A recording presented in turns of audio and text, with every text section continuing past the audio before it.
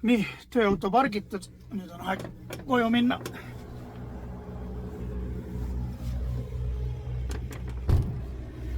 Kuna täna on selline sajune ilm, siis ma tahan sulle rääkida natukene Norras talvel sõitmisest.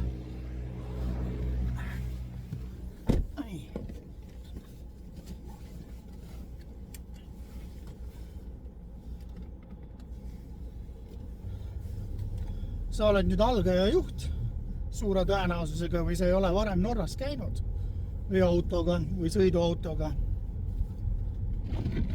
siis annan sulle 6 näpunäidet, mida tuleks jälgida, kui sa siin lumistel teedel sõidad. Number 1. Kui sa lähed mäest alla, järsust mäest, kas siis serpantiinist või muidu järsk mägi, siis võta mäe üleval kindlasti hoog maha ja hakka vaikselt mootori piduriga minema alla. Me kutsume seda retarderiks. Kui sul seda peal ei ole ja on manuaalkast, siis lihtsalt käikudega vaikselt alla. Üldiselt kõikidel uutel mudelitel on see retarder peal juba. Ja kui sa lähed sellega vaikselt meelitades alla, siis hoiad retarderit peal ja siis piduriga natukene ainult toetad.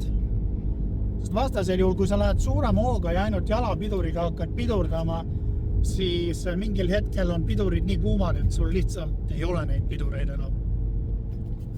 Number 2. Kui sa oled jälle mäe peal ja sa näed, ees on org ja teisel pool on tõus, siis tõusu peal näiteks tuleb teine auto, läheb ülesse, siis ära talle järgi mine. Oota, kuni ta läheb ülesse ja siis alles mine järgi. Ükskõik, on see Viking, veoauto, mis iganes. Lihtsalt oota, kuni ta ära läheb, kui sul võimalus muidugi on, ja siis mine alles järgi. Sest muidu, kui tema jääb hätta, oled sina seal järgi ja kõik on jama kui palju. Number 3. Number 3 siis. 3-numbrilisi teid talvel väldi.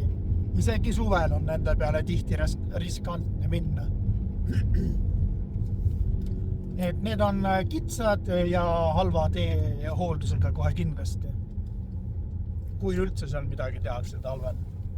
Püüa ikka hoida ennast 1-2-numbriliste teede peale, isegi kui see läheb ringi või suurema ringiga. 4. Kui juba juhtub nii, et siin suunatakse siiski ringi, tunnel on kinni suur tee, mingi vari, mis iganes. Siis kõrvalistel teedel ole ka ikkagi väga ettevaatlik, sest need teeolud ei ole kindlasti need, mis on maanteel. Möödunud aasta oligi minul ka väga konkreetne juhus. Tunnel oli kinni, suunati meid kõrvalt mööda ja seal oli põhimõtteliselt nii jäine tee, et 5 autot libisesid kohe teed välja. Minul vedas, ma jõudsin veel ketid alla panna, aga pidin siiski 4,5 tundi ootama, et sealt siis lõpuks edasi saada. Et see ikkagi on ohtlik mäng. Nüüd oleme 5. juures. Jah, 5. juures. Kui mingil juhul oled sellises seisus, et sind juba tõmmatakse, no oled kinni jäänud ja Viking tuleb, hakkab sind välja tõmbama, siis autosse minnes ära võta riidest lahti, ära võta jalast ära, pane endale kindlasti telefon taskusse, dokumendid taskusse, kõik, mis sul hädavajalik on, ilusti soojalt riidesse, saapad jalas. Ma tean, meil on vaibad maas, kõik on ilus puhas nagu korter, aga selleks hetkeks pane kilekott või mis iganes sinna pedaalide alla, aga ära võta jalast ära. Sest kui peaks juhtuma nii, et sa libised tagasi, sul on võimalus autost välja hüpata. Siin mingid aastad tagasi oli selline juhus, kus Viking hakkas mäest üles tõmbama ja tagumine auto ei saanud juhtida ja läks liiga teeperve ja veeres mäest alla see auto. Vikingi mees hüppas ilusti autost välja, kogenud vend juba, aga veokijuht läks koos oma autoga sinna alla.